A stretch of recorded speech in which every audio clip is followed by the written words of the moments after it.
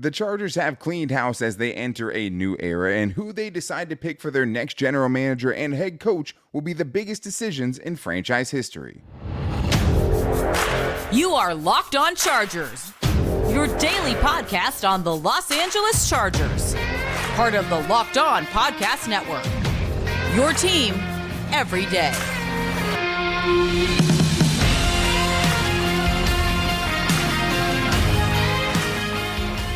What is up, and welcome into the Locked On Chargers podcast. I'm your host, Daniel Wade, joined as always by my co-host, David Drogemeyer, and we've been covering the Chargers together now for 8 seasons, but this is our 6th year as the host of the Locked On Chargers podcast, bringing you your team every day. Thank you guys, as always, for making this your first listen today, and to make sure you never miss the show, go subscribe or follow for free on the Locked On Chargers YouTube channel, and listen wherever you get your podcast from. David, what do we got today?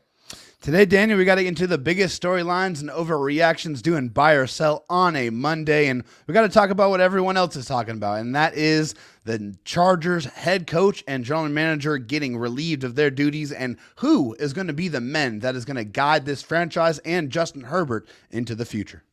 That is the biggest thing surrounding this franchise right now, and it's also an interesting spot that they're in because we get to kind of, since they did it so quickly and in season, we get to kind of keep an eye on the guys that could be candidates like, Ben Johnson with the Lions, like Dan Quinn, who's been another guy who's been thrown out there. But today's episode is brought to you by LinkedIn Jobs, who helps you find the qualified candidates you want to talk to faster. Post your job for free at linkedin.com/LockedOnNFL. That's linkedin.com/LockedOnNFL to post your job for free. Terms and conditions apply. David, I think a lot of times, especially recency, things that happened recently, recency bias can set in, but I really do believe that what is happening right now is a huge, franchise kind of altering moment for this organization right now as they decide who is going to take over, because it's not just the head coach, it's the head coach and the general manager, which this is the first time we've even hosted this show while something like that has happened. That's true. General managers usually stick around for a while. So the first buy or sell is this. The decision the Chargers make in hiring their next general manager and head coach is the biggest in franchise history. Yeah, this is an easy buy for me because of what has happened in the past 10 years that Tom Telesco has been the general manager, where he's had a franchise quarterback, a guy who's won a lot of football games, who had played at a very high level, was a top 10, top 5 quarterback at some points in his career, and did not get to the promised land, which is winning a Super Bowl. They didn't even win enough, division championships, let alone winning any championships altogether. So finding the guy who's able to construct the roster to be able to not only provide winning, but provide waves of talent to be able to cycle through, to be able to have players to be able to continuously throw out there, to be able to get top-end production bought from the top of the draft to the bottom of the draft, and to be able to find that talent, and not leave any stone unturned. I think that's something that we haven't really seen, and obviously the Chargers did not do it at a high enough level, so that's why they have to find the new man to lead this franchise and find the right coach that can be able to take those players that the GM is able to provide and win football games. It's as simple as that. Yeah, I think the thing is this is going to be a major part of Justin Herbert's prime. This decision, the two people they decide to take each of these jobs are going to be in charge of Justin Herbert and this franchise for what we think is at least, 3 seasons. Brandon Staley almost got 3 seasons. Obviously, Tom Telesco got much more, but probably the biggest decision prior to this was towards the tail end of Philip Rivers' career, right? Really kind of when he was still fully in his prime. The Chargers decided to move on from A.J. Smith and Norv Turner. A.J. Smith had 5 playoff appearances in 10 seasons, right? That's pretty good. And, won some games as well. Obviously, they never achieved what they wanted to, but Norv Turner gets let go too. And they had to try to find the right combination to put around Philip Rivers, who at that point they already knew was really good, and take him over the top, build a team around him that could take him to the next level to get them more success deep in the playoffs. And they weren't able to do it, right? And that's why this team hasn't had back-to-back playoff appearances since 2008 and 2009. And what it always boils down to is not wasting Justin Herbert's career, right? You don't want to be the Lions where it's like Barry Sanders is retiring, Calvin Johnson's retiring. You don't want to be the Colts with Andrew Luck, right, where they go through multiple regime changes and they just say, hey, I'm done. Like, it's not worth it. That's what you're trying to avoid here. And when you're talking about the general manager specifically, it could be a 10-year job, right? I Yeah. mean, the Chargers have only had 2 general managers since 2003. So they're not a team that has let go of general managers early on. So, like, this is a big commitment. If you're telling me, the GM is going to get that long, like, that's borderline the rest of Justin Herbert's career, right? Or close to it, right? He'll be, in his late 30s by the time this next general manager is done. So, like, that person has to be tasked with building the team around Justin Herbert, which neither, AJ Smith, even though he built some really talented teams, or Tom Telesco was able to do.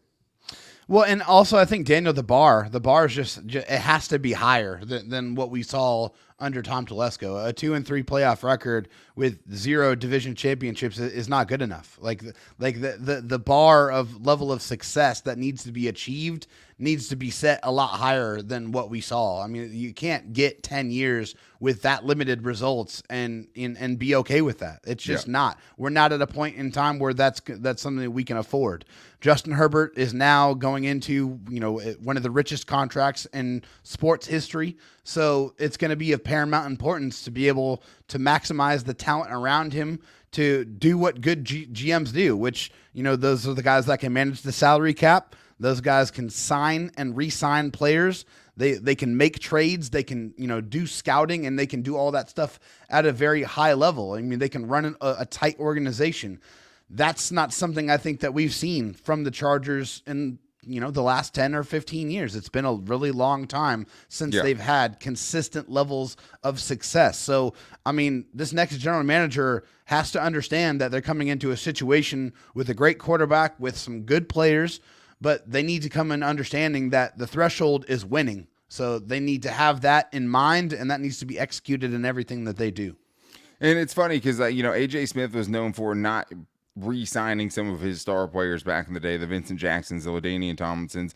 And Tom Telesco has kind of been hit with the opposite of that, where the guys he has kept around have gotten big contracts and not live up to them, right? But I think it is about, free agent signings. You can't have as many big whiffs as Tom Telesco had signing free agents, right? Yeah. AJ Smith had his as well, but, like, it's not just that. It's not as many strikeouts in the draft. Like, Tom Telesco hit enough home runs. He didn't hit enough singles, right? That's what we've talked about many Not times. enough doubles. Like, you don't have to get Pro Bowlers in every round, but what you have to do is be able to get guys throughout the draft that can play some sort of role for you, that can be good depth, can be someone that develops into maybe a starter down the road. Like we'll talk about later. So when contract year guys happen, you have someone that you feel good about behind them, right? Which is hard to do, but that's what good teams do, and that's how they can stay consistently good year in and year out. And when you have Justin Herbert, that's what you should be. Playoff contention every year at a bare minimum. But absolutely, it is also about finding the right fit for Justin Herbert, because he's about to have his 3rd head coach in 5 seasons. Finding some continuity for him at the head coach position, not just the general manager position, I think is huge, because you need to end the cycle of coaches only being around for 3 or 4 seasons, right? You have to also get a coach that's going to be able to change the culture. You have to decide whether you're going to go offensive or defensive coach around him.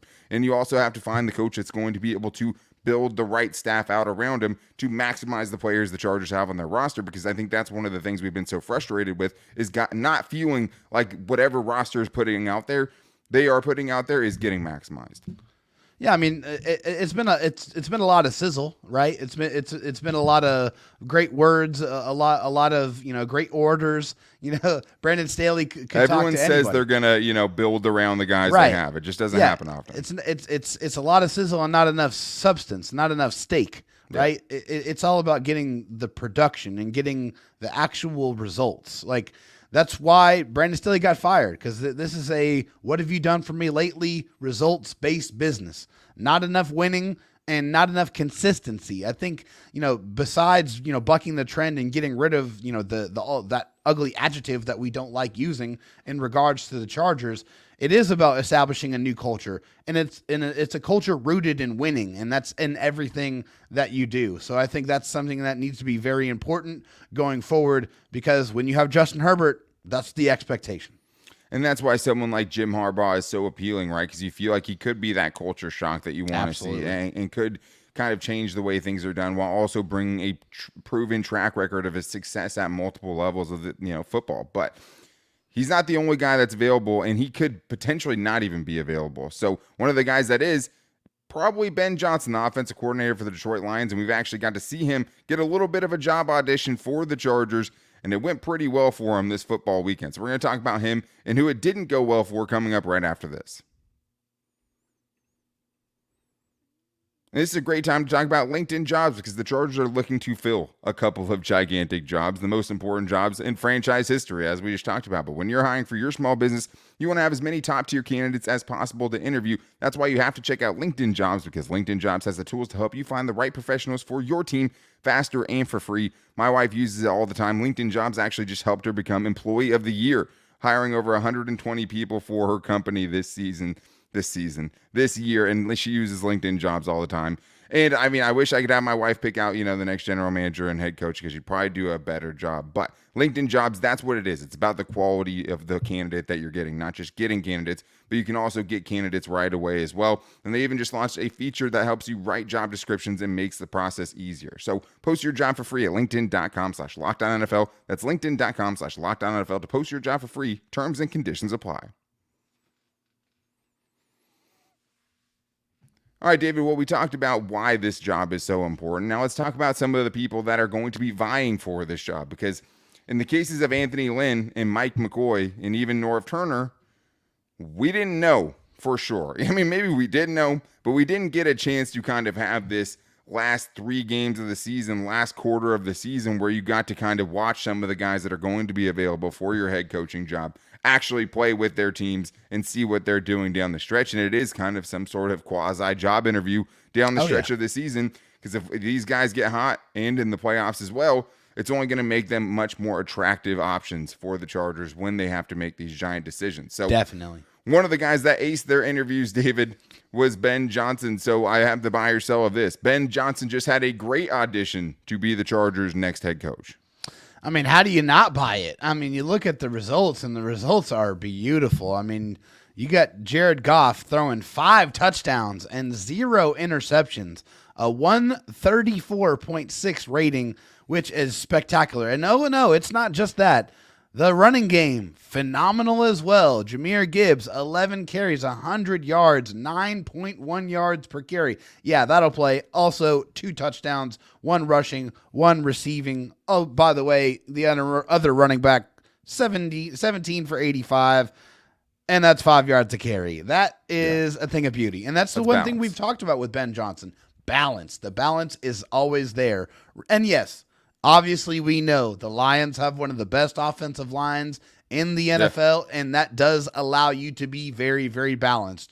But, he's one of the coordinators that help put that group together, so you have to, kind of factor that in. But the receiving aspect also, Amon-Ra St. Brown, the number 1 wide receiver, getting featured, 7 for 112 and a touchdown, and Sam Laporta, one of the guys that I was very, very high on before the season started. He shined, 5 for 56 and 3 receiving touchdowns. That was a dominant performance that he put up over the Denver Broncos. And yes, if that is the guy that's putting his hat in the ring, how could you not be impressed by that performance? Yeah, I was super impressed with it. And I get it. I was also impressed with the fact that he had opportunities to come and be a head coach last season and decided to turn them down because he didn't feel like he was ready for it at that point. So I feel like that gives him a little bit more trust if he does decide to enter the cycle this year, that, hey, he feels like he's really ready for it. He's kind of geared up for having this opportunity, knowing the options that he had to him last season. But yeah, I mean, he torched a Broncos defense that had been very good, as the Chargers found out when they played against them, right? Yeah. He put up 42 points on them. They scored a touchdown on 5 straight drives. The Broncos defense had allowed 22 points or less in 8 straight games leading into that one. And that was, playing teams like the Bills, playing teams like the Chiefs. Yeah, and they absolutely torched that. I mean, the Chargers, even before Justin Herbert went out, were getting absolutely destroyed by this Broncos defense, right? Yep. And they also torched the Chargers for 41 points, as we all remember.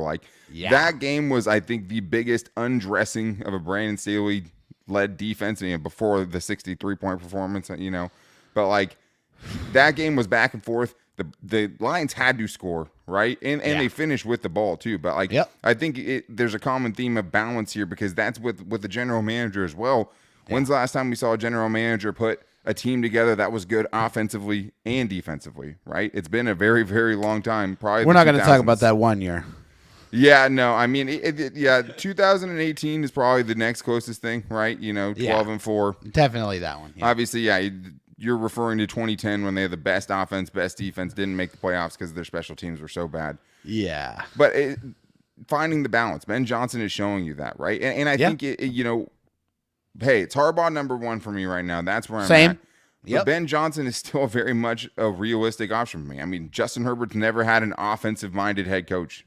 He just hasn't, right? That's not, but he's had either at the collegiate level at all or at the NFL level, most importantly. Anthony Lynn was not that guy. Obviously, Brandon Staley wasn't that guy. And don't let Mike McCoy scare you away from Ben Johnson, because guess what? Mike McCoy was standing next to Peyton Manning when he had all those good seasons, whereas Ben Johnson's standing next to Jared Goff and has multiple years in the same role, not a one-hit wonder like we saw from Brandon Staley. Then you look around the league, and then Dan Quinn, another guy that's been linked to the Chargers, feels like a guy the Chargers would go after, even though wouldn't be my top choice. Didn't go so well for him, David, going up against the Bills.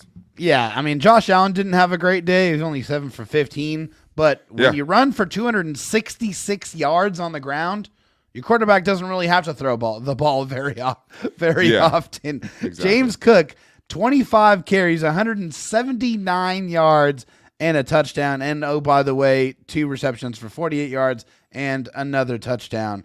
Unreal production on the ground. I mean, I don't know very many times I've seen a football game where they've run the ball almost 50 times.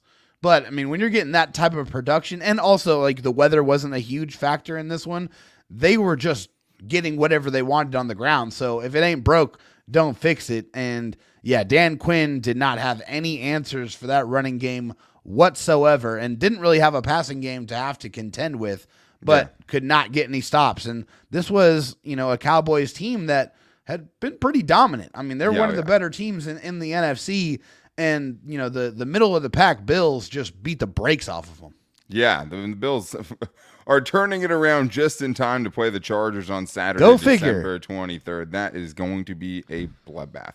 But let's talk about, Dan Quinn, it's hard to argue at all with what he's been able to do with that Cowboys defense, not just for 1 year, right? For 3 seasons. Overall, Also very attractive to potentially get that secondary coach, Al Harris, who's been the best secondary coach in the league and has a ton of players that are playing their best ball under him. Yeah, it seems like he has a guy that has 6 interceptions or more every year. Yeah, exactly. I mean, and that's all attractive, if they didn't just make him their DC after that. But, the other thing is after the Super Bowl run, it seemed like things kind of flamed out in Atlanta with Dan Quinn, and I just don't know if just retread for the sake of experience is always the right move. And I think that you also would have to kind of battle with the fact that you get a coach that has a more embarrassing playoff blown lead than Brandon Staley does. 28-3, I'll leave it at that. But let's get to the next buy or sell here, David. That's the one, right? Yeah, that's the one. I brought up Dan Quinn because this buy or sell here, I think it has a lot to do with it. It's this. There's a chance that Chargers offensive coordinator Kellen Moore sticks around. Yeah, I'm going to buy that. I mean, I actually think there is a chance that Kellen Moore sticks around, and I think we see that a little bit just because of who the Chargers decided to go with their interim head coach. It's a guy who's not really the offensive coordinator nor defensive coordinator, just a man that's highly respected in the building with Giff Smith. Because the interim coach is... That's basically a death sentence to a certain extent, right? It is. You're probably not going to stick around with the team unless you get the head coaching job. Absolutely. And honestly, we talked about it earlier, the fact that Justin Herbert has been through so many different head coaches, so many different offensive coordinators, trying to keep somebody around to try to establish some continuity is not a bad business practice. This is something that I would like to see. Now, obviously, Kellen Moore has not been without his faults. I mean, there's been clear downfalls in his offensive approaches, the lack of running game, the protection breakdowns in the most critical moments. There's been some things that are definitely, been off. But we got to remember, this is year 1 for Kellen Moore. We would like to probably try to establish a little bit more of rapport, have some more time. But, yeah, I think there is a legitimate chance that he would be able to stay as offensive coordinator. And the most likely way it happens is if the Chargers go for Dan Quinn, and also Kellen Moore doesn't try to leave for a different job, right? Because he could try to jump ship right after the season. The way very much so, he could get head coaching opportunities of his own. According some people think so. If Dan Quinn is the next head coach, he's very familiar with Kellen Moore from their time together in Dallas, right? You give Justin Herbert that continuity, but let's be honest, the running game and the protections have been bad all season. In the biggest moments, both of those things have failed them. And also, whereas Ben Johnson's been doing it with Jared Goff, we saw Kellen Moore doing a lot of what he did with Dak Prescott, who's, better than Jared Goff, you'd say. They weren't, not on Sunday, but for the most part, better than Jared Goff. But I think it's interesting, too, because back in 2021, when the Chargers hired Brandon Staley, they didn't fire Shane Steichen right away. They liked him internally, according to Tom Pelissero, as a strong internal option to continue being the Chargers offensive coordinator because Justin Herbert had, one of the best rookie seasons that we've ever seen. So it's not totally out of the question the Chargers would try to package that. I don't want to see it, though. I give whoever, the next head coaches, give them their choice. Let them build it the way they want to build it. Don't keep him around just to keep him around. Don't force that on the next head coach, because I think then you're already committing a fatal flaw and a cardinal sin as far as getting the best option, because I think you'd be crossing off a few names right away if you say, hey, this job comes with Kellen Moore. But I think the biggest problem for this team, and one of the biggest failures by the general manager over the last 10 plus seasons, almost 11 seasons, is the way that they've built this roster. And once again, you have a year where, David, do any of the Chargers players in a contract year right now, have they actually earned another contract with the team? We're going to get into that coming up right after this. First, though, I do need to tell you guys about FanDuel, because as the weather gets colder, the NFL offers stay hot on FanDuel. Right now, new customers get $150 in bonus bets with any winning $5 moneyline bet. That's $150 if your team wins, and the app is super easy to use. There's a wide range of betting options, including spreads, player props, over-unders, and more. And they have great promotions going on all the time, like their same-game parlay. If you want to go with the same game parlay as former NFL player Darius Butler, you can do that four-legger tonight on Monday Night Football. If the Eagles score more than 22.5 points, Dallas Goedert more than 4 receptions, DK Metcalf 60 receiving yards, and a Jalen Hurts anytime touchdown, which feels like it happens every single game. You can get that at plus 588. So make sure you guys check out the promotions going on FanDuel right now and visit FanDuel.com/lockedon and kick off the NFL season. FanDuel, official partner of the NFL.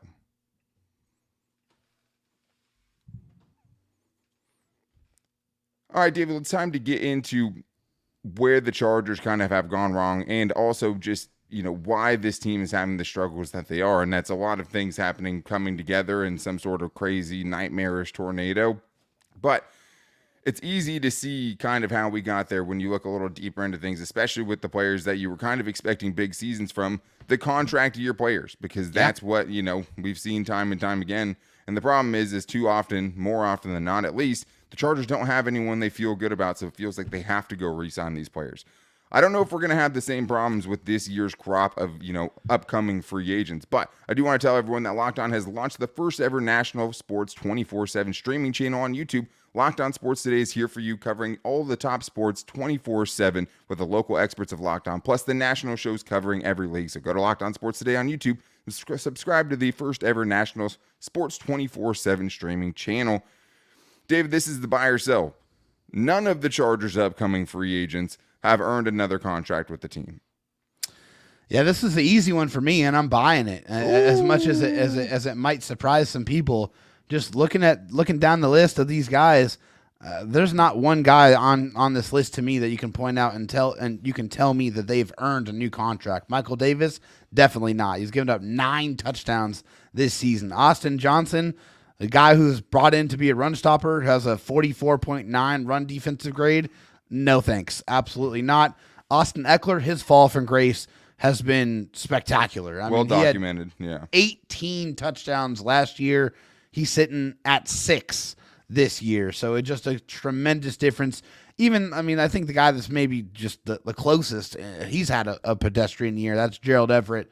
Only 39 receptions for 334 yards and 3 touchdowns. Kenneth Murray, the Chargers don't re-sign linebackers, so that's a moot point. You don't even really need to have that conversation. But no, I don't think anybody on this list has earned a contract extension with the Chargers.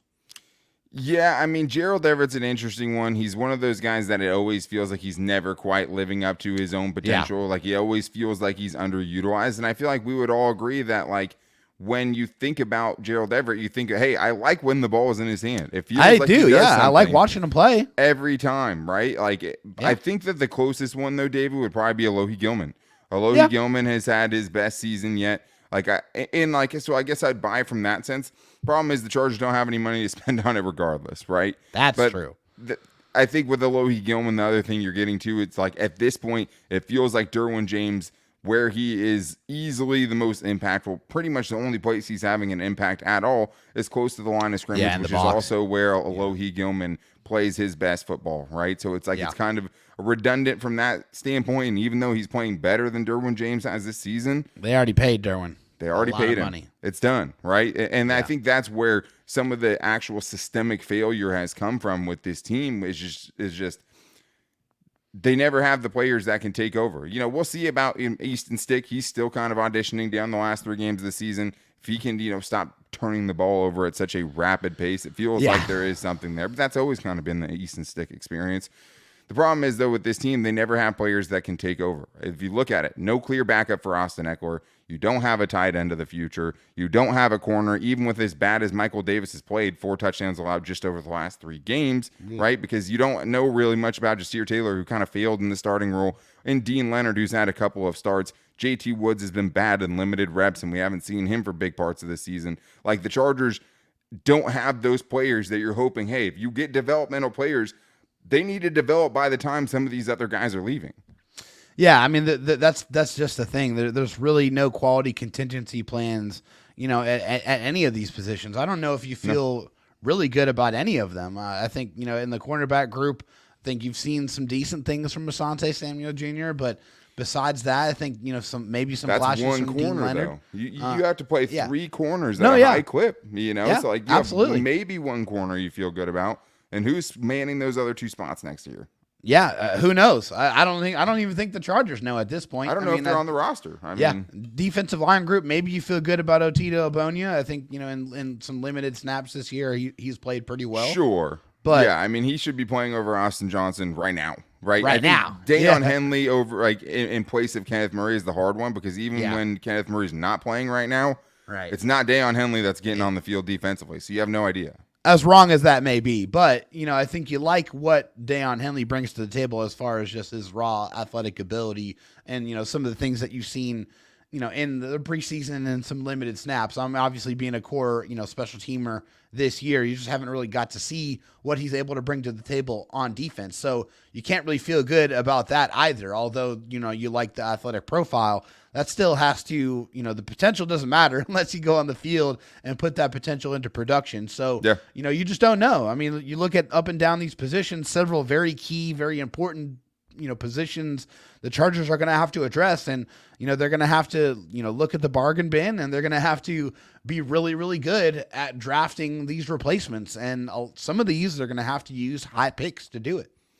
And that's the thing. There's not enough picks to fill all the holes on this team. There's not enough picks this year. I think that's why trading back will be such an alluring option. And you have potentially a new general manager who's actually willing to trade back. I think having some new draft philosophies in that sense, because that's the thing, right? That's the failure of the GM. Super top heavy rosters, right? Yeah. Tom Telesco tried to bargain bin shop for 3 straight seasons to find a running back that could succeed Austin Eckler when his time was up. Failed. Right? Like, none of those guys have done anything so far. And I think that's such a big part of this next hiring process. And another huge important part of it is finding the right combination of general manager and coaching staff that can develop these players. Because I'm sure if you asked Tom Telesco in an honest moment, he said, hey, I got the guys with talent. They weren't developed. And if you ask Brandon Staley, he told you all season, the game plans are good. The dudes that you put together on this team are not executing, right? So it's about finding that combination of having a general manager that has the foresight, looking forward to try to get some of these positions filled before it becomes dangerous red zone, sound all of the alarms, because that's what it's been. Like, the amount of drafts the Chargers have gone into where they obviously have to pick someone in the first round. They obviously have to pick someone on day 1 or 2 because they have obvious starting holes at those positions. Felt like every season. Right? Find someone that's not going to let it get to that. Find someone that's going to be able to build and help develop these young players so you have guys that can contribute up and down the draft, which is just something that has eluded Tom Telesco through his whole career. Because like I said, too many strikeouts, and the players that he brought in with talent, those guys didn't develop for one reason or another. So getting a coaching staff that can develop and finding a general manager that has the foresight to put the team together in a much more stable, much more, less well-rounded roster, right? Just more consistent.